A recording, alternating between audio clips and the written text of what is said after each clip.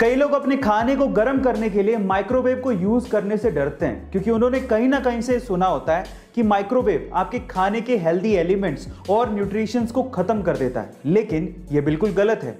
यह एक मिथ से ज्यादा और कुछ भी नहीं है। तो फिर फैक्ट क्या है? फैक्ट यह है कि माइक्रोवेव से निकलने वाला रेडिएशन किसी भी तरह के एटम और मॉलिक्यूल को डिस्ट्रॉय कर ही नहीं सकता, उसे ब्रेक कर ही नहीं सकता, जिससे हेल्दी न्यूट्रिशंस बनते हैं। तो आपका माइक्रोवेव सेफ है। हाँ, यह जरूर है कि खाने को कभी ठंडा नहीं खाना चाहिए, उसे गर्म करके ही खाना चाहिए। यह मिथ नहीं है बल्कि सच्चाई है।